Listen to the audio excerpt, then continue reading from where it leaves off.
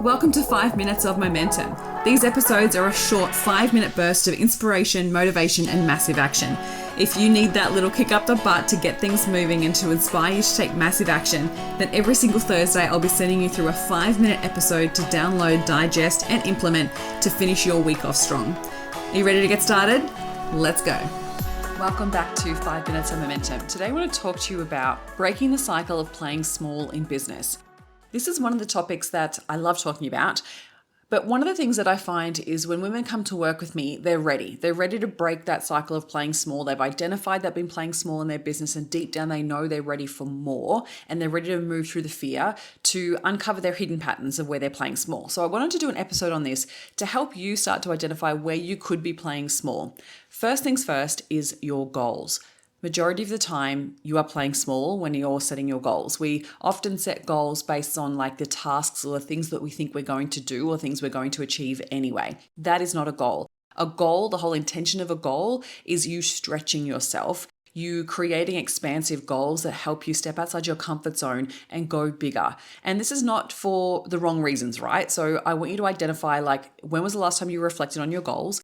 Are those goals something that are going to stretch you to become the person that you want to become, right? So I'm not talking about setting goals that are other people's goals or what society deems to be important or what you think success looks like, right? So if it's like 1 million followers on Instagram or driving a Lamborghini, like if that's not important to you, then that's irrelevant. This is about your goals and whether you're using them to stretch yourself or whether you're using them to stay safe.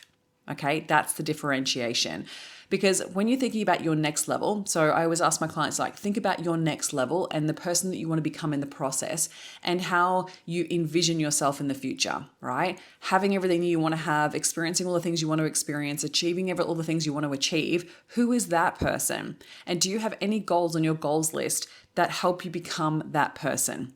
That's how you identify whether you're playing small or not. A lot of the time people write down goals that are vague, that are boring, that are not actually going to stretch you at all, or are things you're already going to do anyway. So I want you to start there. Are you playing small based on the goals that you've set? Secondly, are you keeping yourself accountable to those goals? Because a lot of the time we write goals down and we never look at them again. So how are you stretching yourself? How are you asking yourself to play at a bigger game? Because at the end of the day, success, it doesn't feel safe. Right? If you don't have representation of success in your life at the next level, then it doesn't often feel safe. If it's not familiar, if you don't have a representation of what that looks like, feels like, sounds like, then often your subconscious mind will protect you from it and will cause you to play small and cause you to self-sabotage because that next level is the unknown. If it's something that you're stepping into that you've never done before, it's natural for you to fear it and to cause yourself to play small by just staying back in the comfort zone of where you currently are.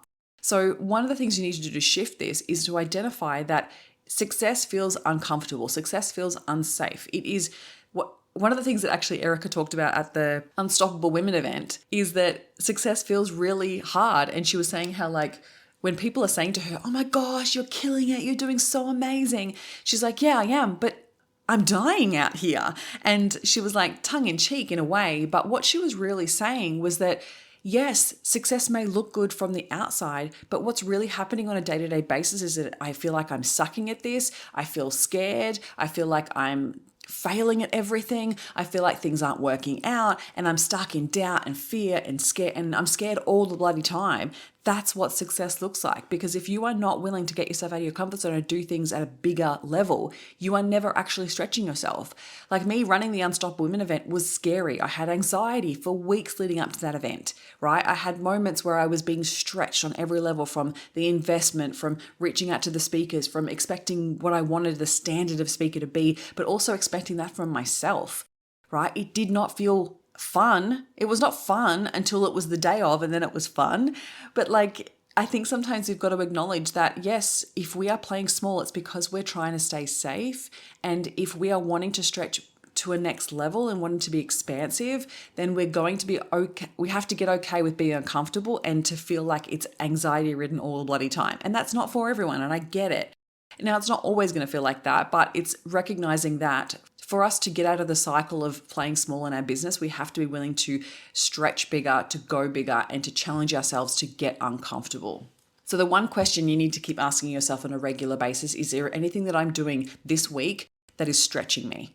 Because if there's nothing on your to-do list that is stretching you, you are going to continue to create the same results and you'll continue to play small in business. You have to believe that you're capable of doing hard things, and you've got to do it uncomfortable. You've got to do it by recognizing that it's going to be scary and take the action anyway, right? And I think I was saying this to a client the other day, like, it's okay that it feels like you want to vomit. It's okay that it feels like it's going to stretch you. It's okay that you are scared. It just means you have to keep going. Don't stop.